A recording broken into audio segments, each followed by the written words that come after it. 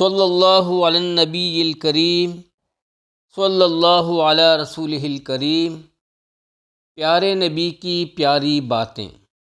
حضرت ابو مالک اشعری رضی اللہ تعالیٰ عنہ بیان کرتے ہیں، رسول اللہ صلی اللہ علیہ وآلہ وسلم نے ارشاد فرمایا، پاکیزگی نصف ایمان ہے۔ الحمدللہ میزان کو بھر دیتا ہے۔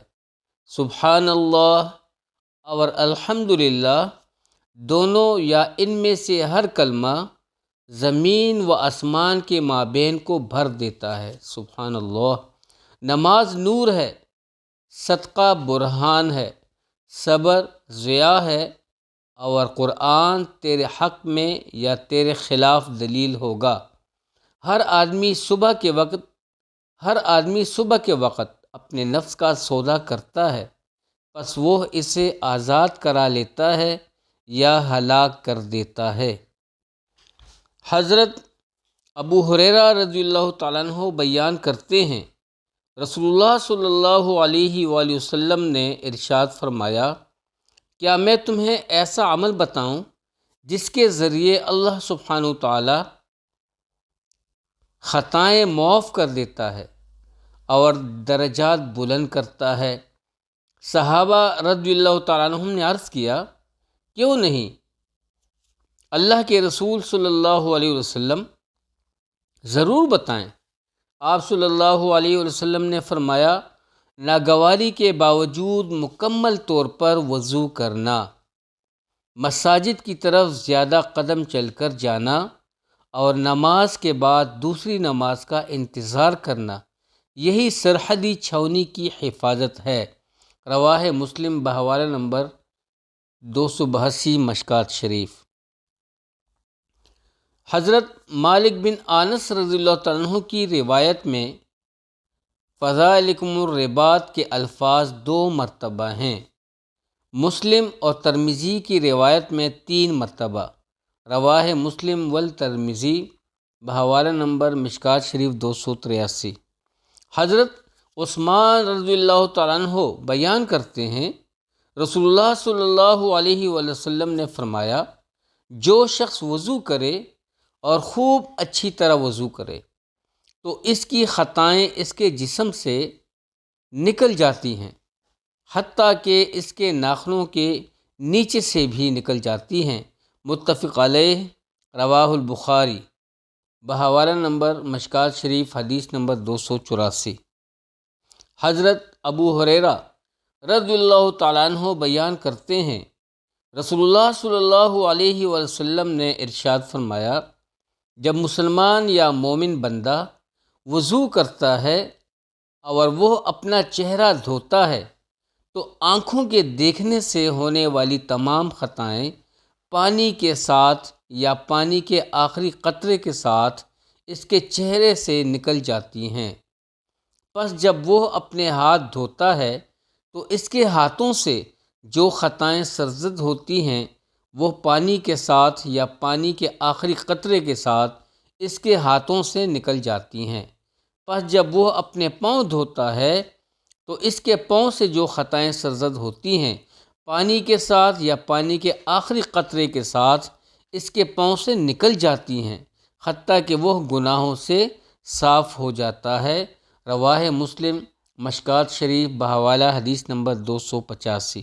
حضرت عثمان رضی اللہ تعالیٰ عنہ بیان کرتے ہیں، رسول اللہ صلی اللہ علیہ وآلہ وسلم نے ارشاد فرمایا، جب کوئی مسلمان فرض نماز کا وقت ہونے پر اس کے لیے اچھی طرح وضو کرتا ہے اور اس کے خشوع و رکوع کا اچھی طرح اہتمام کرتا ہے تو وہ اس نماز سے پہلے کیے ہوئے گناہوں کا کفارہ بن جاتی ہے، بشرط یہ کہ کبیرہ گناہوں کا ارتکاب نہ ہو، اور یہ فرض نماز سے صغیرہ گناہوں کا معاف ہو جانا ہمیشہ کے لیے ہے۔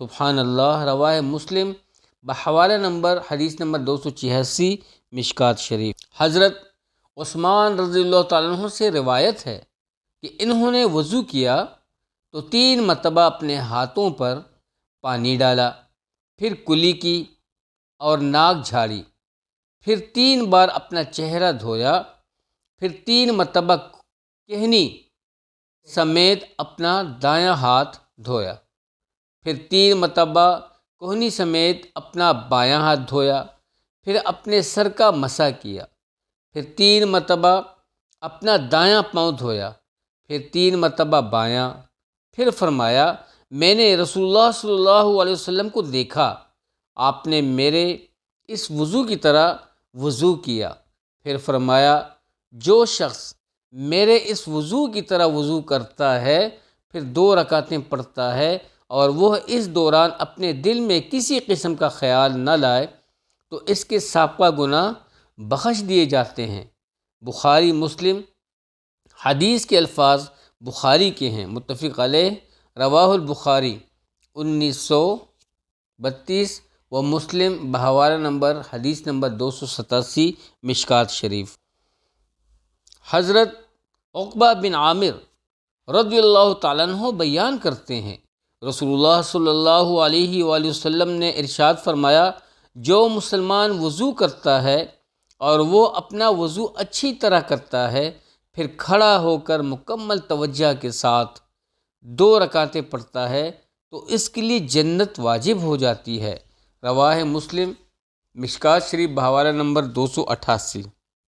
حضرت عمر بن خطاب رضی اللہ تعالیٰ عنہ بیان کرتے ہیں، رسول اللہ صلی اللہ علیہ وآلہ وسلم نے ارشاد فرمایا، تم میں سے جو شخص وضو کرتا ہے اور اچھی طرح مکمل وضو کرتا ہے، پھر کہتا ہے میں گواہی دیتا ہوں کہ اللہ کے سوا کوئی معبود برحق نہیں، اور یہ کہ محمد صلی اللہ علیہ وآلہ وسلم اس کے بندے اور اس کے رسول ہیں، اور ایک دوسری روایت میں ہے میں گواہی دیتا ہوں کہ اللہ کے سوا کوئی معبود برحق نہیں، وہ یکتا ہے، اس کا کوئی شریک نہیں، اور میں گواہی دیتا ہوں کہ محمد صلی اللہ علیہ وآلہ وسلم اس کے بندے اور اس کے رسول ہیں، تو اس کے لیے جنت کے 8 دروازے کھول دیے جاتے ہیں، وہ جس سے چاہے داخل ہو جائے۔